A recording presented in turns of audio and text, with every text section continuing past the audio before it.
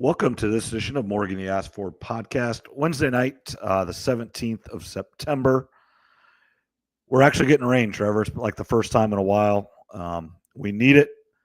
Big weekend ahead, Ryder Cup, Iowa City Elks versus Oskaloosa Elks, plus or minus a few others. But overall, that's kind of the core of it. Should be fun. Hopefully the weather stays good. It's kind of the next couple of days. We need the rain. As long as it doesn't come down, 5 inches an hour, it will surely help. But looking forward to it. We do want to touch. We can start here. It's been a somber week here for many people around the Oskaloosa community, especially our core group of friends here, Elks members, and then just kind of core group of friends. We had a couple young ladies from William Penn, pass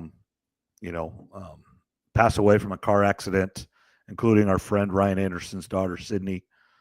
Played sports at North Mahaska. They live in Grinnell. Just graduated last year's freshman at William Penn. The other girl was I believe, a freshman at William Penn as well, with two other people from William Penn that I don't know their status. I know they were hurt and taken to the hospital and everything, but just a terrible deal. I'm not the best of friends with Ryan, but we've went on golf trips together, and you've been with us, Trevor. With some of our really good friends here that are from here, Brett Foster, one of his best friends, and it just stinks. Anybody that young to lose their life, it just stinks, and there's no other word for it. And we feel for everybody, and we're thinking about everybody affected by that, not just the Anderson family, but the other families involved as well. Yeah, thoughts with all of them. That's just way too soon for any young person or people to go. And yeah, very sad for Ryan and his family. Again, thoughts, with all those Southeast Iowa, Oskaloosa area, North Mahaska, and then of course, the passing of Tommy Gillespie, Dave Whitfer, also Elks members, kind of in the same week, it feels like. So yeah, kind of just a rough time for Oski and the surrounding areas. Yeah, with Tommy, I haven't known Tommy forever and ever, but you always see him at the Elks. Always a good time, always great to talk to. Dave Whitfer, he's actually from pretty close to where I'm from, back home. I didn't know him then. He's obviously a lot older than I am, but he was a teacher there at Eddyville Blakesburg when I was a first year teacher there, and he was one of the people that got me to become a member of the Elks. Played a lot of golf with him. Sit up there on the corner of the Elks in his spot, and he's one that you could talk sports with and have a great conversation. And he was the person, the go-to person for a lot of the different games, and the baseball pools, the basketball stuff, the football playoff pool, just all that stuff. It just stinks. Both of them have had some health issues, but hopefully they get through that, or at least, make them a little bit better, and hopefully it was helping. But unfortunately there does come a time for all of us. And, just think about all the people, their families, friends, and everybody around here in Oskaloosa that thought a lot about them and cared about them. Yeah. Anytime you walked in the Elks, you knew Tommy was going to be sitting at the round table after he got finished with his round of golf. And then Dave would be up in his spot. I know he got me to join a lot of those pools when I lived back in Oski, the 13 pool for baseball. I wasn't a big baseball guy, but I got in that a couple of years, and occasionally you'd walk in and he just randomly hand you an envelope with cash in it. And he did a great job of running all those fun pools up there. So yeah, it's going to be a lot different feeling walking in there from now on without those two there. Yeah. And the one thing, and I think we've talked about this a little bit on here, is we're definitely getting older. There's just more and more people that and you've known for a long time, and some of it, I've been in Southeast Iowa now more than 20 years. So people you've known, and we talked about it this summer in Ottumwa that kind of had this, where 2 or 3 people that I knew were all, affected by different things. And, this is really home. I've lived here longer here than anywhere else. I lived 18 years in Adair where I grew up. Then I went to college, and then I moved to Eddyville and Oski, and I've been to Eldon. I mean, I moved around a little bit here, Pella, but Southeast Iowa was the longest place I've ever called home, and kind of Oskaloosa and the Eddyville area. And, it's home now, and you meet and have relationships, and that's what's great about life. And, the golf circle, the teaching circle, and then just the other people around that make life worth living. Yeah, the golf community and the teacher community kind of forms as one, it feels like, especially there in Oski and Southeast Iowa. So like I said, it's just really a rough time for a lot of folks in the area right now. So just really feel bad for everybody involved in, with those three different situations. So thoughts are with all of them. Yep. Now we will transition here to, what we talk about here on Morgan You Asked For podcast, which is sports, which this time is football. We're going to start with college. Do want to start with the record-breaking win, 206 for Kirk Ferentz, passing Woody Hayes, Ohio State's legendary quarterback or head coach. Most wins in Big Ten history. There, one awesome, great legend. I hope Matt Campbell stays 27 years and can start breaking some of these type records and having, potentially a statue in front, which Kirk Ferentz, I hope they do it sooner rather than later. Give people their flowers while they're still here, is kind of touching back to what we were just talking about. You never know. Give them their flowers while they're here. Just great testament to the University of Iowa. It didn't start real smooth, and there's been a couple hiccups along the way, sticking with Kirk Ferentz, and then for Kirk Ferentz sticking with Iowa. It doesn't happen as much as it used to, but coaches leave. Universities just get rid of people quicker. We've already seen 2 Power 4 coaches get fired this year, not even 3 games in or less than 4 games in, depending on who it is. And this is a fair question that I've heard posed on several podcasts and shows that I listen to. Will this record ever be broken? It's a fair question. And everybody's like, well, Ryan Day will do it. He's averaging 8-9 wins, a year in the Big Ten. And that's true. If he stays at Ohio State for 25 years, he will break it. That's not the question. It's just there were questions last year, especially right after he lost to Michigan, whether Ryan Day should be fired. And he ended up winning the national championship. I mean, that's the pressure he has. And he's at the situation now where Kirk Ferentz was for years and years. Does he want to stay there? I mean, that's a really good college job, but does he have NFL aspirations? If he has them and he wants to, he will be able to take a head coaching job in the NFL. He will get it offered if he wants it. If he shows interest in teams, he will get an offer if he wants, or to any other job in America. To say he wants a different challenge, it looks to me like Florida is going to be up real soon. That would be, that's one of the best jobs in the country. They've got many national championships. If he just wants a different challenge, is that something he wants to do? And sometimes you just want to leave a little bit too soon than too late. Yeah, it's a fair question if it'll ever be broke. I don't know if it ever will. The longevity is really tough in sports nowadays with the media and the pressure that a lot of universities and NFL too for professional sports that put on these coaches. So a lot of times fan bases aren't really don't have a lot of patience for guys when they go into a little bit of a slump. So yeah, I don't know if the record will ever be broke. Obviously, Kirk Ferentz, it started out a little bit slow, and then he turned the program around kind of, I think he's got 8 or 9 10-win seasons. I think 21 or 22 bowl game appearances, however many 100-plus players in the NFL. So it's been a hell of a run for Kirk Ferentz. And I don't know how much longer he's going to coach. Every year could be his last type of deal. I don't know if he's going to try to make it an even 30 years because I think this is year 27 now. Is that correct? And 99 was his first season. For 26. Okay. So, yeah, I don't know if the record will ever be broke, even for Ryan Day. If he has a 5 or 6 year slump without maybe reaching a national title game, and maybe goes 0-5 versus Michigan or 1-4 type of deal, 10 years down the road, do they maybe look to replace him? Because we know how Ohio State fans are. They they don't have a lot of patience there. Like I said, I've got some Ohio State fans that I'm coworkers with, and they love winning the national title, but they're not completely satisfied with last year because they lost to Michigan.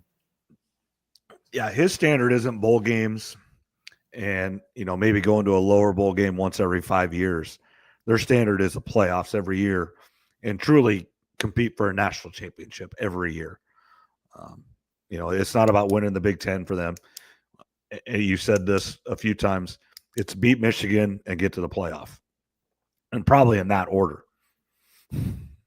Yeah, he's got to be Michigan. That's something he has to get done here. You would think this year is going to be a good chance for him. Yeah.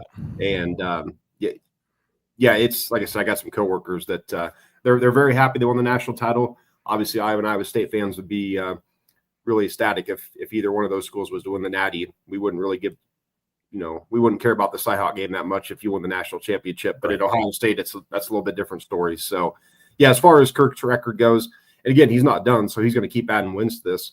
However many wins they get this year, and let's say he coaches 2 more years, he could get 20 plus more wins tacked on top of that where it's at right now. Yeah, and he's said many times he doesn't have any hobbies. His hobby is football.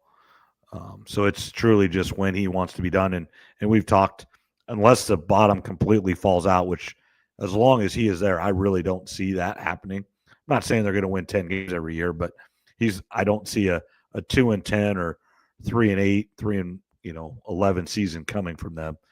Their seal or their basement is maybe 6-6. I mean, I really believe that.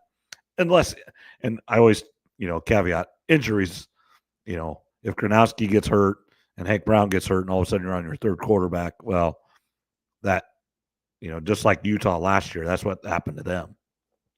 And you look at so far this year, they're right back to, I think they're going to compete and be right there at the end of the Big 12. Last year, they were on their 4th, 5th quarterback, true freshman. You just weren't ready for that. Yeah, if Iowa goes down to a third stringer, I mean, I don't know if it's going to make a lot of a difference for the offense. As long as you can hand the ball off to the running backs, I mean, you don't have to do much else than that. But no, it's been a hell of a run for Kirk. So good for him on getting that record. And there was a nice tribute after the game. All the players standing behind him. They had a good interview there on the field. And I've seen a lot of different tributes, videos, former players coming out and congratulating them. So, yeah, it's been a hell of a run. And you don't see that very often in sports where a coach lasts as many years as he has. Yeah, it's just so unlikely now. I do think Iowa State has the guy, if someone's going to do it, that's relatively younger. He essentially is my age. He's 45, 46 years old for Matt Campbell. And he said that he is, kind of looked up to Kirk Ferentz and, Bill Snyder, kind of that type of person. And he's had chances to leave. And Kirk Ferentz had chances to leave. Bill Snyder had chances to leave. And he didn't. Money's not the number one thing for him. If it was, he would have been gone a long time ago. Where he lives is important. I know it's kind of a touchy subject here in Iowa is if Ohio's in the Midwest. But, when you think of the Midwest, when the people from the United States say the Midwest, Ohio is part of it. And he's from Ohio. He, has that same mentality, kind of. It's different than East Coast people, West Coast people, or people from the South. It's just different. Yeah, Campbell seems like he wants to stay at Iowa State a long time. So given his age and the track record that we've seen the past few years, he's got a long ways to go, but he's on the right track for now. So yeah, for Iowa, it was a nice win on Saturday. Speaking of that game specifically, not a whole lot to take from it. It's a team you should roll, and that's basically what happened. We'll see what happens with the offense. So once they get into Big Ten play, Gronowski does look a little bit better than the past few quarterbacks we've had. How much better, it's tough to say until we get into Big Ten play. But the receivers and tight ends are still an issue. It'd be nice to bring back DJK, McNutt, and Hawkinson to have those guys on the team and see what the full potential would be. But Iowa's got Rutgers on Friday night. I think they'll get the win there. Do you have any thoughts on that game? It's a Friday night game. I think they played Friday night last year too. I believe so. It is, and Iowa, I believe, has never lost to Rutgers. I believe I read that or heard that. I do not, if you want to fact check me, you can. I definitely could be wrong. Travis and Ross on the rush this morning or yesterday morning, I can't remember which one it was talking how this is really a must win for both programs. If Iowa loses this game, you're going to start hearing more and more about, is it time for Kirk Ferentz to move on and hang it up? Because, if you lose to Rutgers, then you bring into play Indiana's really good. You're going to lose there. Oregon's really, really, really good. You're going to lose there. Penn State, you're going to lose. Then you're bringing in, well, maybe you could lose to Wisconsin. Maybe you could lose to Minnesota. You could lose to Nebraska. Now we're talking that 4 or 5 win season that we're talking about that could bring Kirk Ferentz to think it and maybe resign, or the bottom of the program really does start to happen. But if you beat Rutgers, now maybe you can pick off one of those big three at home, because they're all at home, which is a big thing. And then, well, we can beat Wisconsin. We can beat Minnesota. We can beat Nebraska. So there's 4 more wins. So now you got there's 7 wins. You get 1, there's 8. There's your 8-4 season. We had some injuries. Our quarterback, again, is not what we thought he was. But it's Kirk Ferentz. It's 8 wins. Maybe we'll get better next year, get a better quarterback. Maybe Hank Brown is the guy. We go back next year and win 10 games. It's just, and that just is the psyche of winning or losing this particular game. And then on the vice versa, Rutgers is feeling the same way. I believe they're 3-0. They need to win some games. Schiano has not been as good in Rutgers 2.0 as he would like, as he was the first time. Now, the first time he was there, they were not in the Big Ten. They were still in the Big East, and he would go win 10 games. Now, they were still BCS, I believe Miami and Virginia Tech. Those schools were still in the Big East at that time when he was there the first time. And that's becoming more and more of a thing where coaches are going back to their previous school that they have left. Rich Rod at West Virginia, Scott Frost at UCF, just some names like that. And he's been there. He got there in 2020, so he needs to turn that corner as well and turn Rutgers back into what it was when he was there the first time. Yeah, it's a must win, especially those of us that bet Iowa over 7.5 wins. This is a crucial one. So going to need to get the win there. Like to see Weegan get the ball more on offense. He's a great returner, which is awesome for Iowa. But I'd like to see him get 4 or 5 touches a game from now on. A couple in the passing game, maybe a quick screen, reverse. I wouldn't even mind it if once or twice a game they put him at running back. They give him just pitch him the ball left or right, let him go make a play. He's our most agile and deadliest weapon that we have on the team. So he needs to be touching the ball 4 or 5 times a game. And then, of course, the 3-headed monster at running back and quarterback with the rushing attack. But Weegan, I'd like to see get more touches on offense because he can make some things happen in the open field. Yeah, he's quick. He single-handedly lost them the Iowa State game, I believe. It was one of the big factors just on a couple of his plays. But then on Saturday against UMass, he single-handedly scored more points than anybody else and was one of the reasons they won 47-7. So it goes both ways. Yeah, he was already incoming the Big Ten Specialist of the Year, I think the returner of the year. So he was great last year. So you got to get him the ball more often. We don't have any playmakers at receiver and tight end, so he needs 3, 4, 5 touches on offense just to make some things happen. Because otherwise, it's just purely the running game. Which, if I was off, and Iowa does have a good offensive line versus a lot of teams, they'll be able to do some damage there and not be stopped. But it would be nice to have a little bit of a playmaker that the defense has to respect and just can't ignore. Because right now, you could just ignore the Iowa receivers and tight ends because they're not going to make many plays, and if they do, it's going to be a short 5 or 6 yard gain at most, probably. But with Weegan, you could see him popping off some 10, 15, 20 yard plays potentially if you call the right play and he gets the right matchup. Yeah, I do want to talk about this. I want to challenge some of our listeners. Go to YouTube right now, and I want you to ask a question that is about college football, and we will answer it live here on the air. I do want it to be about college football right now. We're going to get to the NFL in a little bit, and I'll probably do this again, but go to the YouTube and write a comment, write a question there. We'll be able to see it, and we'll answer it live during the podcast here. So those of you that are watching or have watched this or tune in here pretty soon, go to YouTube, Morgan You Asked For podcast, and type in a question, and we will answer it live here on the podcast tonight. Try to get a little bit more YouTube followers here. I guess that's the new thing, is what I've read and stuff. So we're going to try that. Next on the list, Iowa State travels to Jonesboro. Not pretty, but gets the job done. And at the end of the day, that's all they needed to do.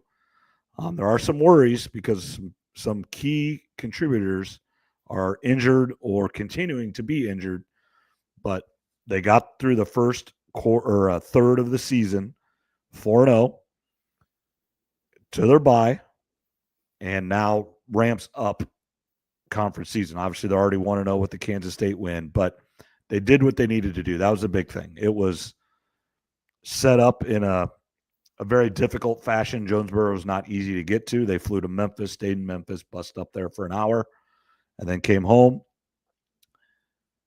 It was 112 degrees on the field. They're tired emotionally, physically, mentally. They've been going hard since the end of July. They needed this break. They got to it undefeated, and that's all you can ask for. Yeah, I didn't see any of the game, but I was paying attention a little bit to the score. Noticed it was a close one. Wasn't totally surprised. Again, they're basically a game ahead of a lot of different colleges out there right now. So, as you mentioned, you got to 4-0. You get your bye week. Now, is it Arizona? Is that their next opponent? Yep. When they get back. So I think Arizona's undefeated. Yep. Still. Yeah, okay. They beat Kansas State in a non-conference conference game. That was one of those that was scheduled before they joined the conference. Kansas State, Arizona last Friday night, but that was a non-conference. So Arizona's undefeated, but they still have not played a conference game, even though it was Kansas State. Yeah, that's it's weird. It doesn't make any sense. Right. It's I remember hearing that now that I think about it when I was watching some other games. But yeah, that Arizona, I don't know a lot about them. I'm in Tucson right now, which is actually where the University of Arizona is at. So well, go scout for me. Come on. Yeah, I should. I don't know much about them this year, but that game will be in Ames, right? Yep, it's in Ames, 6:00 at night, which made a lot of Iowa people sad because the game's at 6:00 and Eric Church is at it's Casey Center now at 7. So there are a lot of people that had Eric Church tickets that are not super happy that the game's at 6:00. They were hoping for 11:00 kick in the morning, which I think would have benefited Iowa State with Arizona being into town, starting off really early.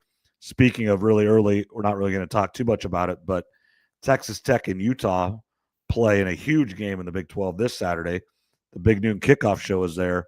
So they are kicking off essentially at 10 a.m. in Utah for the noon kick on the East Coast, but it's 10 o'clock there in Utah. That doesn't, help either team with Texas being, it's an 11:00 kick like normal. But Utah kicking off at 10 a.m., that's a little different. I know they wanted the Big Noon Kickoff there, but you would think Utah would have wanted a little bit later kick than 10 o'clock in the morning. Yeah, probably an afternoon or night game would have been better for Utah. Get the the fans tailgate a little bit longer. They don't tailgate like everybody else though, so maybe it doesn't matter. University of Utah does. Your BYU maybe not as much, but Utah will they'll do a little bit of tailgating compared to their rival down in Provo with BYU. So yeah, for the folks in Iowa, I didn't know Eric Church was in town. You got to pick one or the other with that going on. Yeah, and that's where I'll be out of town. I'm going to be in Vermont at a wedding, which we talked about earlier. Ryder Cup, the big Ryder Cup, not Oskaloosa Ryder Cup, the big Ryder Cup at Bethpage. There's lots of good football games that weekend. And then I'll be in Vermont looking at leaves at a wedding. Yeah, you have to take some pictures. I've never been to Vermont, but not either. Yeah, so this I know you mentioned it before, but where's the Ryder Cup being played out this year? Bethpage, there in New York. No, the Elks one. At Oski Golf, which Okay. it's they put a lot of water on it. We played Saturday morning and it was dry. It was really dry. Then I played Monday night over there, and it was a lot better. They dumped a lot of water on it, doing their best. And then, like I said, it's raining tonight. Chances of rain tomorrow, Friday, and Saturday. So it should be as good as it can be. We just not had a lot of rain, and that's no one's fault. That's just life. Yeah, I'll be excited to get updates from the guys to see who's winning, who's up, who's beating who. Because it's is it tied 2-2 or something or what's the overall record? Do you know, between Iowa City and Oski? I don't think anybody's won on the road, so the home team has won every time. So I don't know if it's tied or they're up or we're up one, but I don't think anybody's won on the road yet. So home field advantage is played a part so far in that, huh? Yep. Which makes sense. Now, last year we went to Williamsburg instead of the Iowa City Elks, but I do think they still won. I actually forget. I don't know. That's the worst part. So it's always fun to do and everything, but I am the worst. I couldn't tell you who I played or if I won or lost. It like skips everybody asked me. Now, last year I do think I went 3-0, but I couldn't tell you who I all played. I couldn't tell you who I played with necessarily. Maybe it was Zach. Heck, I think it might have been Zach. But I know that this year I played with Bennett Spry, the first as partners, and then I think I'm by myself, but I think then I'm with Matt Errett, the second 9 as cartmates. So you got to talk to Steve Hicks. I know when I was working at the golf course, he kept all the stats every year for the in-town Ryder Cup, the Emerson Oski Golf. So he used to keep all the numbers for that. So maybe he's got that stored away in his file still. You can ask him. Yeah, he probably does. And Steve's playing this year with us, which is really good, and he's a really good golfer. Yeah, you guys will need him. So that'll be fun. I'd like to come back one of these years and just grab a cart and watch it. That's always a fun event. Yeah, it's always fun. It's just great to be, it's all day. We tee off at 9:00. Play 9 holes of 9 holes one way, 9 holes a different way with partners, and then 18 holes single.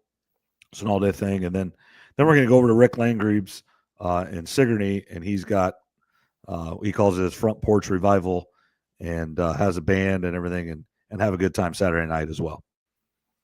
Well, good. Yeah. No, hopefully that goes well. Enjoy it. And when you go to Sigourney, there'll be some games on. So hopefully be some good football games you guys can watch or not watch, depending on how the festivities go. So absolutely. Yep. All right. What was the next on your rundown for college? Not a whole lot. I mean, right. Oh, yeah.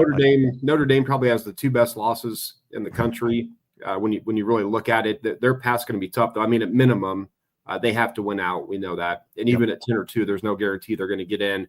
It'll depend on how the SEC and the Big 10, ACC, Big 12 would depend what some of those records are. We know the TV networks are going to push for a 10-2 Notre Dame to get in, just because the ratings they'll bring. But they have 2 quality losses, and the committee did say that playing really good opponents is going to matter. So losing to a good opponent, especially close, is not necessarily going to kill you. Really, so Clemson's looked really bad too, but they do have a path to winning the ACC. Yep. So as long as they make it to the championship game and win, they would get in, even though of all the good teams, they've looked the worst by far to me of any of the contenders that we thought going in. And then, Arch Manning, right now, the throwing motion, the feet, the weird arm angles, it has not gotten better. And right now, I mean, if his last name wasn't Manning on the back of his jersey, I would say he'd be at best a 5th round to an undrafted free agent if he was to come out this year and go in the draft. I think for sure he needs to go back if things don't improve drastically, he needs to go back for his senior year. So Notre Dame, Clemson, Arch Manning, things are not trending in the right direction for any of those schools in Arch. It's been a good, it was a good Saturday for the Big 12 conference with Clemson and Notre Dame losing, with already having 2 losses, both of them. So we talked that scenario where, the Big 12 championship game is a no-loss team versus a 1-loss team, and the 1-loss team wins. Now you got 2 teams with 1 loss. you might get the nod over Notre Dame or Clemson in this situation, just with less losses. Now, like we said, Clemson has the opportunity to win the conference, so it's not like they can't get in. But Notre Dame does not have that option, so they have to be picked by the committee. Yeah, what you really need is Notre Dame to lose to anybody on their schedule, USC, whoever it is. One more. Yeah, if they get to 3 losses, then they're 100% out. There's no chance. But if they rattle off 10 straight, a lot can change in that amount of time. So if they're 10-2, they're going to be in the mix. Not saying they'll get in necessarily, but there'll be a chance. So yeah, if you're the Big 10 or the Big 12 or the ACC, you definitely want to see Notre Dame get another loss, because then you know that that's for sure going to open up one more spot in the 12-team playoff. Yeah, and I'm a little more invested in Notre Dame this year with Chris Ash being defense coordinator, a Tumble Bulldog, former Iowa State guy, former Rutgers head coach. He's always been really good to me. He was at Iowa State when I was there, and he's from Atumwa, helped me get the job in Atumwa and stuff. So I owe Chris Ash a lot, and he's a D coordinator. First year back at Notre Dame, but after spending a few years in the NFL, but wasn't quite good enough last Saturday for him. Yeah, that final drive was a rough one. Had him down to 4th down. You thought they might be able to hold him, but it was a great catch by that tight end to come down with that ball. So yeah, it's been a rough start for Notre Dame, but yeah, it's cool that Chris Ash is there, the defense coordinator at Notre Dame. That's about as good as you can do as a defense coordinator. I mean, Ohio State, Notre Dame, Alabama, Georgia, Texas. I mean, those. Well, he's been a D coordinator at Ohio State, Texas, and Notre Dame now. So he's obviously one of the, and obviously head coach at Rutgers. So head coach in the Big Ten. He's doing all right for himself. Yeah, I would say so. So no, that's good. Yeah, but tough for Notre Dame. And again, Arch Manning, I know that second game that he played, there was video of him wincing. Some people were wondering if he was injured, but correct me if I'm wrong, but I didn't see anything in that Ohio State game where he was wincing or looked injured. I just think he's got a weird throwing motion and weird footwork right now, and I don't know if that's going to get corrected in season. That may take a full off season to get those things right, because if you watch him versus some of these crappy teams that they're playing, again, the throwing motion and the feet, it looks weird. And if his last name wasn't Manning, I don't even know if he's a draftable quarterback. Yeah. Don't you think, I mean, if you're Peyton or Eli, don't you fly down there and, work with him a little bit on your own? If there's really something wrong or something, you just see that it's not going right, don't you fly right down there and help him out?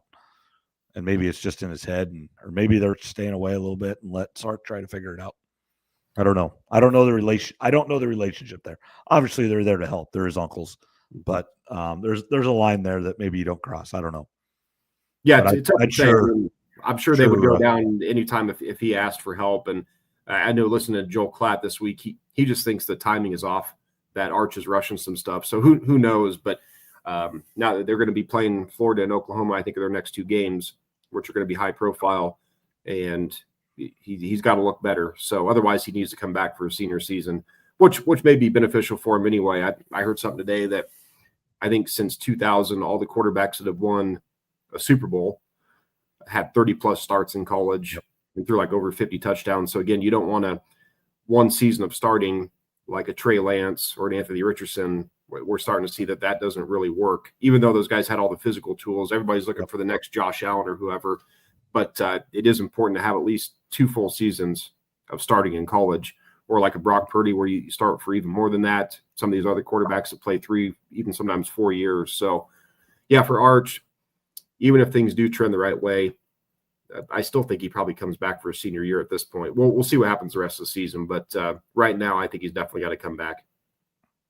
Yeah, I 100% agree with you. There is a chance, if they go win the national championship, they still do only have 1 loss. I mean, and it's on the road at Ohio State. That's a really good loss. And they didn't look good. It wasn't, it was, not a last second loss or anything, but they still control their destiny. If they win out, they will win the national championship and be just fine. And he's most likely, if that happens, be a big part of it. Yeah, if they win the national title, he's going to have to be a big part of it. But no, the way he's playing, I don't see that happening for Texas this year. So we'll see how the next couple of games go. I mean, players get better. We saw Ohio State last year. All these teams, you can lose a game or two and still make the playoffs. It's just like the NFL now, where teams are allowed to get better. They're not punished for an early season loss necessarily. You're allowed to maybe get a second loss and still earn your way into the playoffs. So we'll see how the rest of the season goes for him. I'm sure he's going to get better here at some point, whether it's injury, timing. I would think, given his family, Sark, being at Texas, I would think it's going to have to get a little bit better. I'd be surprised if it doesn't improve some. Yeah, I don't see how it can't, but unless there's an injury. I mean, if there's an injury where he kind of just has to change things because then that changes the whole argument. Yeah, and maybe it is an injury, but yeah, it hasn't looked good. Like I said, if his last name wasn't Manning, he's definitely not a first or second round pick. I mean, there's, I've read some people that say fourth, fifth, sixth round, just because he looks so awkward playing the position right now. So we'll see how the next couple of games go, because they're going to be high profile games. Yeah, he needs to. I believe this week it's like Sam Houston State. Sam Houston, and then it's yep. So he gets one more warm up where hopefully it looks better, and then then I believe you hit it right on the head. It's Florida and Oklahoma, and Oklahoma looks real good. Their quarterback right now is a leading Heisman favorite, and they look much better. And it goes. We talk about this over and over, how fast you can change. Oklahoma looked dead in the water last year. The year before, they weren't good. They beat Alabama, looked really good doing it. Not even close, like 20-3 or whatever it was. And from then on, they looked pretty good. They went out and got a really good quarterback. And now they look to be back. I mean, we're going to find out as the season goes, but they look so much better than they were. Yeah, they certainly do. And a lot can change in just one season. So John Mateer, he looks the part so far. He's got a little bit of a gunslinger in him. They got a good win over Michigan. Michigan's got a great defense. That was a real quality win for Oklahoma there. So, yeah, Oklahoma looks to be back. USC, we'll see. They've had some troubles, but their quarterback looks to be pretty good, even though they haven't really played anybody yet. We'll see what happens once they start getting really into the heart of the Big Ten schedule. So, yeah, this quarterback class was expected to be really a good one going into the draft next season. Right now, though, a lot of the big names have just not. Arch, Klubnik, Nussmeier is another one that's right up there, but his stats, I guess you could say, are not great. So there's no real number one right now. Maybe Carson Beck emerges. A couple years ago, he was kind of one of those guys that people thought could be a top 10 pick, and he's bouncing back now at Miami. So there's a lot of season left. There's going to be some guys that rise, and there's going to be a couple guys that fall, just like every year. Yeah. All right, let's transition to the NFL. After 2 weeks in, a lot of 0-2 teams, a lot of 2-0 teams, obviously a lot of 1-1. Just a couple of questions. Give me the best 0-2 team, and then the one that is 0-2 and just has no chance to getting out of it, and they're just the worst team ever for this year, for the worst 2025 team. Well, the best 0-2 team, I'm no surprise, I'm going to go with Kansas City, because I think they'll get it. I'm pulling up the standings, right? I think they'll get it. They'll get it fixed. As far as the worst teams go, I think you got to look at New Orleans and then Miami. Miami showed a little bit better fight last week. Cleveland's in there too. Tennessee has not looked good. I mean, ask me in a couple more weeks who the worst 0-4 team is. Probably the Chiefs are the best 0-2 team. I think they'll bounce back. They have to this week against the Giants, because then they've got Baltimore the following week. So they got to get a win here. And yeah, there are some bad teams. I think there's 10 2-0 teams, 10 0-2 teams, and then 12 teams that are 1-1, I think is what I heard earlier today. So yeah, there's some big games coming up this week. We've got the Rams at Philadelphia, which that's going to probably be one of the best games of the weekend. Philly's offense looks broken right now. They're just not clicking. Jalen Hurts has averaged like 126 yards passing a game. I think Saquon Barkley's averaging 3.6 or 3.7 yards a carry. So that can't continue. They're still a good quality team. They're going to be in the playoffs, but they've got a new offensive coordinator. Kellen Moore went to the Saints to take the head coaching job. So their offense doesn't look buttoned up right now. So, next week I'm going to do my power rankings. I'll do my top 10 teams. I'm going to do it every 3 weeks. I don't want to do it every single week. I think that kind of forces you to overreact to games. I think 3 games at a time gives you a little better sample size of, not overreacting. And some teams have played a tougher schedule than others. So every 3 weeks, I'm going to do my top 10 teams and see how they look. But I kind of have an idea right now of, who's really looking good. The Bills and the Ravens look the most explosive, obviously in the AFC. Green Bay, I think, looks the most well-rounded in the NFC. And then, of course, you've got a bunch of other teams, the Eagles, Rams, Bucks, Chargers, kind of in that next group of teams. But we'll do some power rankings after this weekend. Yeah, I was looking at it before we went on here tonight, and I was looking, I got to pick my survivor team. And just looking at the biggest odds to win, just looking at it straight math, what Vegas thinks. The Chiefs are one of the 3 or 4 biggest favorites. And do you just go with them, or do you go with the team playing Miami, or do you go with the team playing against Cleveland or playing against Tennessee? Do you pick those worst team, New Orleans? Do you pick the worst team and then just pick who they are playing? That's your dilemma, because as you know, as well as anything, once you pick the team, you can't pick them again. So there's a little strategy to it, but number one factor is you do have to stay alive. And it would have been really, really good. I don't know if you had them at all, but I wish Dallas would have not won that game. We would have had a lot of guys out of that league. And there was one guy, I don't know if you look at the people that went out, but there was one guy that had 4 or 5 picks on Pittsburgh. He went with Pittsburgh 4 or 5 times. I get maybe having them once if you have 4 or 5 entries, but he went 4 or 5 times with the same pick, and he's gone. Yeah, so for you, you've only got 1 entry, so yours is a little bit different. I got 5. One of my 5 was Dallas. I think I did 2 Baltimore, 1 Buffalo, 1 Dallas, and then one other I can't remember right now. For you don't want to use the Bills probably right now. You'd like to save them, but it's a short week, and they're at home versus Miami. They're a 12.5-point favorite. Right. I think that's the biggest one. Packers on the road at the Browns. Again, that's on the road. Things can get a little bit tricky. The Browns do have really good defense. Bucks hosting the Jets. That's a 7.1. That'll probably be a popular pick as well. So that's kind of if just looking at it right away, that was one that I was looking at because it's Fields hurt. Yeah. So that's just one of the other cogs to this. So. Yeah, Fields is not going to play, so that's a factor because the Bucks are at home. Obviously, the Saints traveling to Seattle. Right. Say a 7.5-1 dome team going on the road really far. Seattle's defense looks legit, like I kind of expected to. And then the last one, obviously, is the Chiefs on the road at the Giants. I think they're a 6.5-point favorite. So those are going to be the big 4 or 5 games that everybody's going to be picking from. For you, since you only have 1 pick, you got to just stay alive. For me, I've got 5 still alive. Yeah, so my thing is just stay alive. Just stay alive. But I can I'll probably do last week I think I did 2 Ravens, a Bills. I'll probably do something similar this week. I'll probably have a couple Bills. I'll have a Chiefs in there, maybe a Seattle. I'll kind of mix and match, and hopefully I can go 5 for 5. But I did have 1 Dallas, and a lot of other people did too. So I was watching the end of that game, and that was a crazy ending to that one. And it feels like anymore, a couple things. Feels like kickers are making longer field goals than ever, and they could go when you see these long field goals going, you're like, that'd be good from another 10 yards. I mean, college and NFL, we're seeing guys kick the ball really far.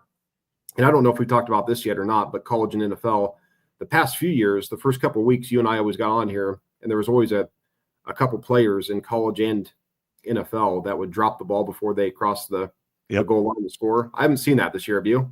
Nope, I haven't either. I think the coaches and the staffs and just the players in general, they know it's like you don't want to become the butt of a joke. The biggest joke in the NFL right now is Caleb Johnson.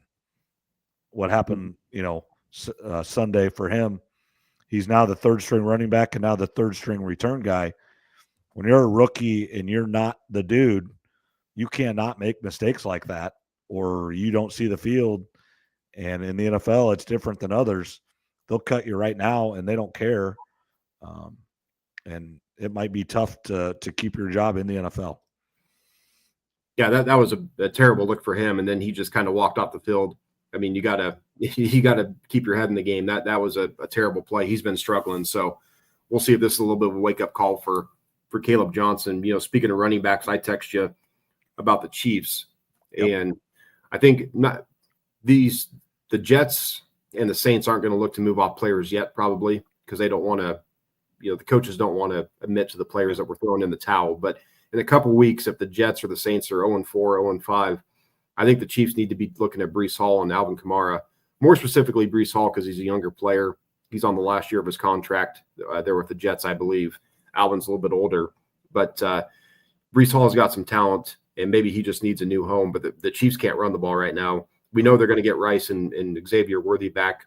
The tight end situation with Kelsey is what it is, but I think they need to find a younger, explosive running back, and I think Breece Hall would be a really good option for the Chiefs, depending on what the price would be to get him. So he's a really good pass catcher too, which would be great for Mahomes to outlet or just on those just scramble. The Chiefs' best offense right now is just off script, Mahomes running around and try to make a play, and that's not sustainable for 17 weeks. No, Mahomes is their leading rusher. I think he's been their leading rusher since the Super Bowl of last season. So they've got to find a running game of some kind, especially with their receiving core being limited. Rasheed will come back, but that's a ways down the road. They've got to find a solution here soon. So I don't know how soon the Jets and the Saints and some of these bad teams are going to be willing to move off players, but I'm sure the Chiefs are going to be sniffing around for a running back.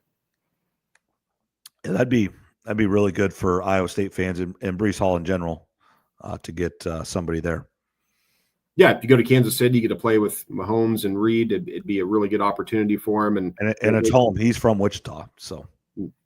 Yeah, that even better there. So look for the Chiefs to be looking at a running back because their offense is really stagnant right now. The Bears remain the Bears. They got blown out by the Lions. Caleb is – if you look at Caleb's numbers and you didn't watch the games, you'd be thinking he's doing all right. Yep. And I would say on the first couple drives of both of the games this season, he has looked all right. But those are scripted plays. They practice those all week. It's when he gets off script, and you could tell Ben Johnson's facial expressions on the sideline. He's not happy with how things are going. He came out, I think, today and said the practice habits have been really poor. Talking about the whole team, not talking about Caleb. So I think one thing to pay attention to or remember is, when Dan Campbell took over Lions, he was under the radar because nobody really was paying attention to the Lions, and they didn't have this number one, they traded for Jared Goff, but they didn't draft Caleb Williams number one overall. He was one of the most hyped prospects coming out of college. So Dan Campbell in Detroit kind of got a fly under the radar the first year and a half before people really started to pay attention to him. Ben Johnson and Caleb, they're under the microscope week one till forever. I mean, it's going to be Chicago's a loud sports city. So everything's magnified with Chicago. But it doesn't look good right now. And their first round pick, Loveland, the tight end, I drafted him in one of my fantasy leagues. I think he's got one catch on the year. He's got two. And then they're putting side by side to Warren, and he's got 11 catches. Mm-hmm. I mean, that's the problem. Yeah, and Luther Burden's not really playing, so it's rough right now. But again, you still got 15 more games, so this thing can get turned around. And it did take Dan Campbell a full year and a half to get Detroit figured out, and it may just take Ben Johnson a full season here to figure out who's going to stay and who's not. I'd say this is a tryout year for all the players for him, and he's got to figure out if they're his guy or not his guy. I think he's got to figure out if Caleb Johnson is his quarterback or not. And, obviously he gets this year essentially a free pass. Now, you've seen coaches only last a year, but I don't think the Bears are in that mode at all. They're going to give him autonomy to make the decisions and, have his chance to turn the Bears around.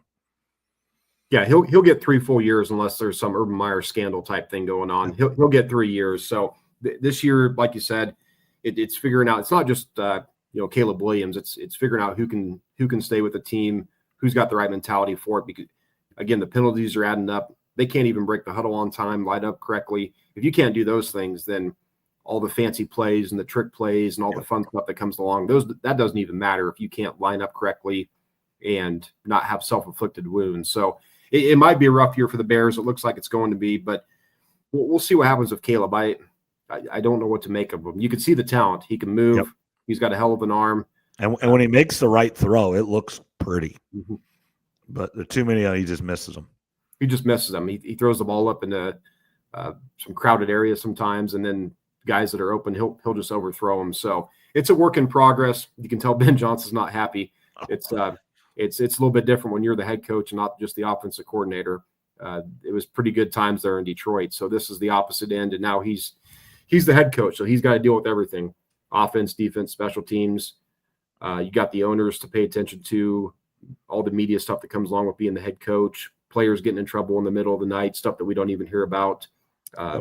Players, their wives go to the hospital, having kids, just phone calls in the middle of the night, random stuff that you don't think about, stuff that Dan Campbell talked about when he first took over as a head coach. You kind of plan out your day and your week, and you never have anywhere close to enough time as you think, because nothing goes according to plan in a full day. So it's rough for the Bears. I just wonder if they're going to be cursed forever with offensive quarterbacks, because that's the way it seems right now.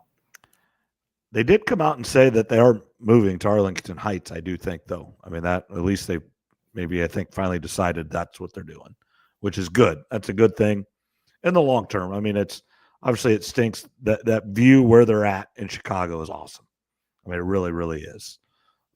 But the stadium itself and the surrounding area just isn't conducive to 2025 sporting events, and it's just unfortunately now, just like what Chicago and Wrigley Field have done, it becomes an entertainment district, and there's no way to do that where they don't own the facility. They don't control the facility at all. It's the Chicago Parks Department. 100 years ago when this was going on, it was fine. But in 2025, the owners want to make money, not just as the Bears, but they want to, have the shops and they want to host an NCAA tournament Final Four. They want to host shows. You want to be like Jerry World and make all the extra money, not just with the Cowboys. Yeah, I saw that was announced. Also, the Broncos are looking to move their stadium. Washington just announced that they're going to go back to an old site. So, people in Denver are real upset because they're talking about having a retractable roof. Just because you have the retractable roof doesn't mean Denver will use it for all their home games. Right. What that says is they can host a Super Bowl. Yep. So that's what that's kind of an agreement. If you build a new stadium, like even the Vikings had the Super Bowl with the new stadium, even in cold weather, as long as you have a dome, like Chicago, if they, I would assume the same thing. If they build a dome or retractable roof, which I think in Chicago you got to do a retractable, you can't just be a dome. But you will get a Super Bowl. That's kind of the agreement. Mm-hmm. Yeah, the NFL will reward you if you have a dome or retractable roof, you're going to get a Super Bowl even in cold weather. The Vikings got it. The Colts got it the year that Tyler Sash went there.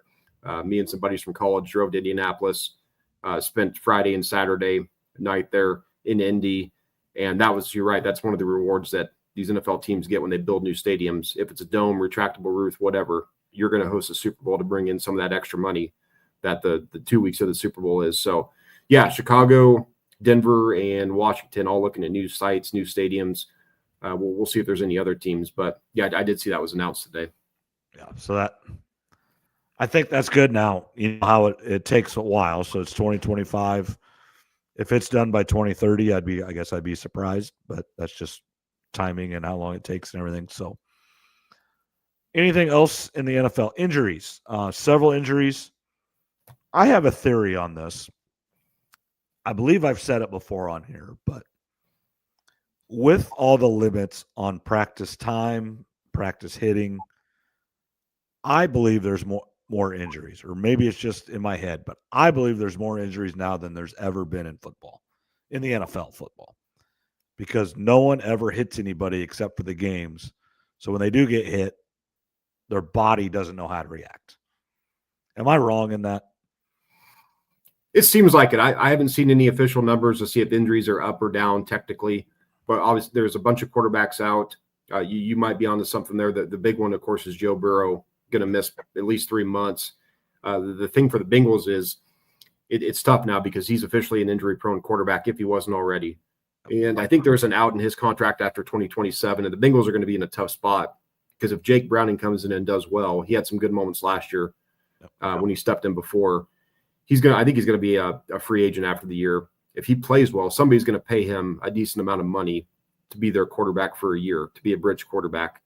And the Bengals probably won't be able to match it because they're paying so much to Burrow, Chase, and Higgins that he's probably going to leave. And if you're the Bengals, I mean, not a first-round pick, obviously, but third, fourth round, you start looking at drafting quarterbacks because when Joe Burrow's on, he's as good as anybody in the league. The problem is he only plays, it feels like half the time anymore. So it's a lot of money invested for a guy that's hardly ever on the field. The Bengals do have to start looking at again, not a first-round quarterback or anything, but I think next year's draft, third, fourth, fifth round, you gotta take somebody because Joe Burrow just may be a guy that plays half the time, and that puts everybody in a tough spot. It puts the players, the coaches, and the organization, whether it's a good organization or not, when you have a star like that, but they can only play 50 or 60% of the time, it makes it real difficult for everybody. And he's fun to watch, and I really liked him on quarterback this year on the show quarterback. But yeah, he's got to be healthy, and you made a great point. They're paying a lot of people a lot of money, and they need to spend some of that on the offensive line to protect him. And you got to make decisions on where to spend your money, and they've spent it on, Chase and Burrow, but they need to spend some more on the line to protect him. And then, as you pointed out, some people are just more injury prone. They are, and it sounds like Jaden Daniels is going to be a game time decision. He'll, if they need to sit him out, it's an AFC team that they're playing, the Raiders. So if he misses a week, it's not the end of the world. Mariota's capable enough to go out and win a game, especially against a Raiders team that looks to maybe be kind of middle of the pack or lower half of the league. Purdy's still out. Yep. J.J. McCarthy's going to miss 2 to 4 weeks, it sounds like. So Carson Wentz is going to be playing Browning, I think, this week in the battle of the backups. So now Carson Wentz is on his sixth team in 6 years. I think he's the first quarterback, the player to do that. So, yeah, you got to have a good backup in this league too. And we talk about all the time, if ideally, if your starter goes out, it's just for a game or two, 2, 3, 4 weeks. Can your backup go 500? In the case of the Bengals, I mean, it's going to be 3 months. So that's a little bit different story, but you got to have a good quality backup. Let's speak of J.J. McCarthy and the Vikings. He looked bad. I'm just going to be honest. He looked bad, even, whether he's hurt or not.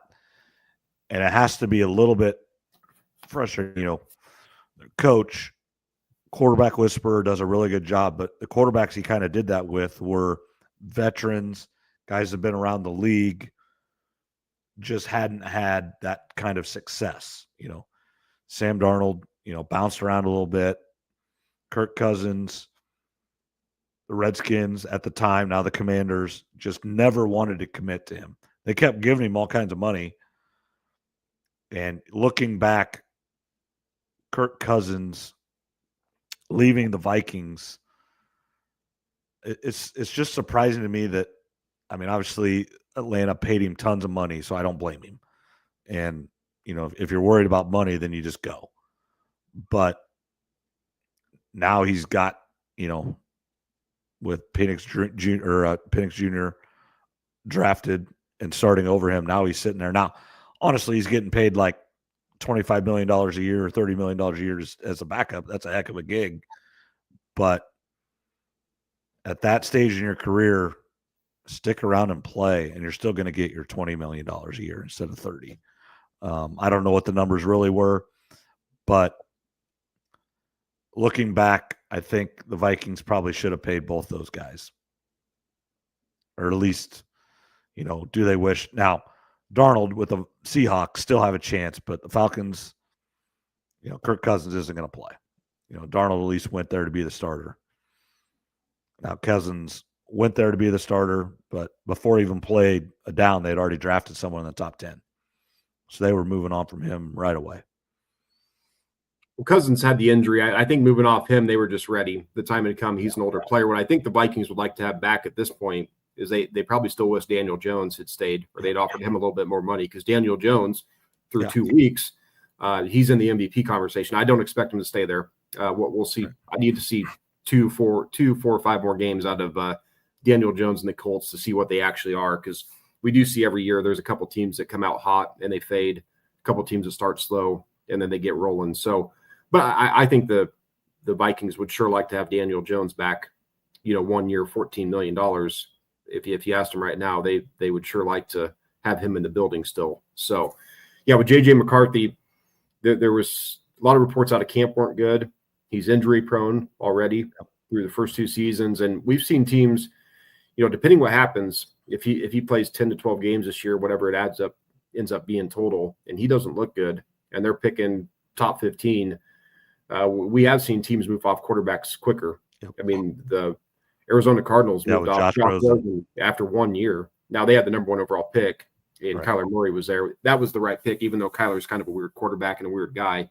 He was definitely the right selection there, because Rosen was out of the league in, I think, a year and a half after that, after they made that decision. So McCarthy's under some pressure because the Vikings have a really good roster. This is the coach that wants to win now. And if he looks terrible the remainder of the year, it's going to be interesting where they're picking in the draft and who's available with the quarterbacks. Do they take a guy in the first round? Do they give him 1 more year? Do they maybe take a guy in the 3rd or 4th to put a little pressure on him? But at the end of the day, I do think the Vikings wish they had Daniel Jones in the building for 1 year, $14-15 million. Sure would look pretty good right now for him. Yeah, it'd let JJ sit for a year actually practicing, or even start JJ, but knowing you've got a guy here that can be so now they're going with Carson Wentz, right? And neither guy. So he's a guy that's proven it as well, but he hasn't proven it in a long time. Well, if Carson Wentz goes out and plays really well, let's just call it 4 weeks, and they go 3-1 or 4-0 somehow, and he puts up good numbers, they may just keep him as a starter if the coach thinks that that's the way to go. So, and that'll be pretty damning on J.J. McCarthy too. If you look at Cousins, Darnold, and then Carson Wentz all having success there, and he's struggling so much, that's not going to be a good look for him. So it's unfortunate he got injured, but yeah, it's quarterbacks going down is the worst, because backup quarterbacks a lot of times those games aren't fun to watch. So we need that's why we need Arch Manning to be good, and some of these other quarterbacks. The more good quarterbacks that there are in the NFL, the games are more fun to watch. I can't remember which game I was watching, but I think it was Tampa Bay, and Tampa going down and scoring right at the end of the game. And they were so efficient, kicked the field goal with no time left. They still had 2 timeouts left. That's how efficient they were on offense.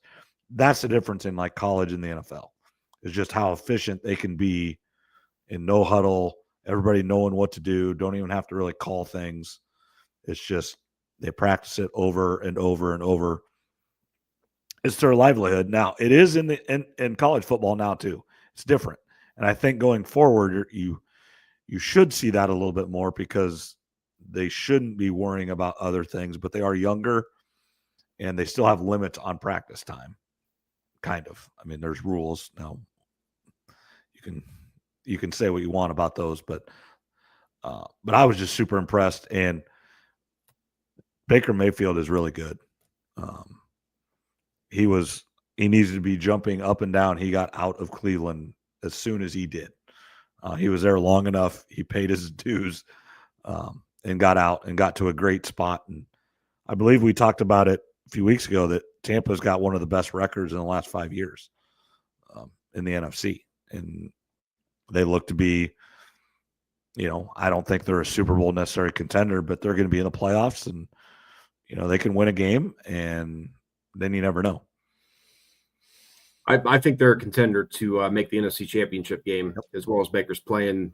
Jason Light, their GM's the most underrated GM in the NFL. They hit it out of the ballpark when it comes to drafting every year. So Tampa's a real deal. Baker's found his home there. It's been a great fit.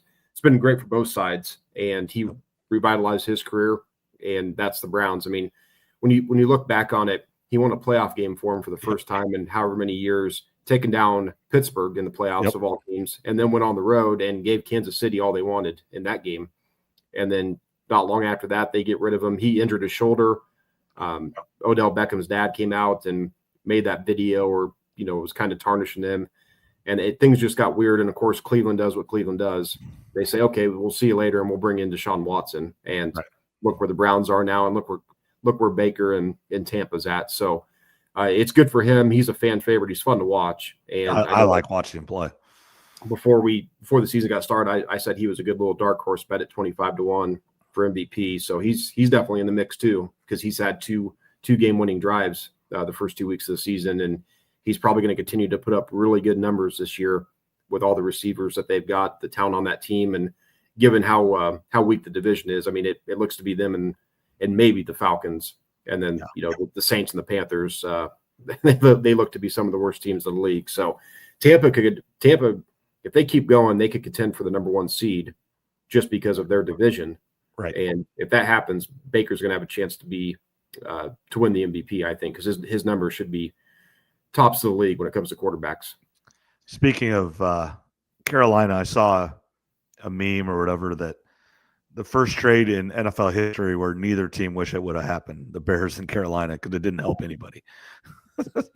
It doesn't seem like it. There was a lot of folks that were high on the Panthers coming into the season thinking they were going to be a dark horse. I wasn't one of them. I didn't like them taking a receiver in the top 10. You know me, it's either quarterback or O-line or D-line for top 10 picks typically is kind of my theory. So, Bryce Young's days look to be limited, potentially his last season there. So the Panthers, they've been bad for a while under Tepper, their owner. Doesn't look like it's getting any better. But, that trade between the Bears and Panthers, it's looking like a no-win for both teams right now. Absolutely.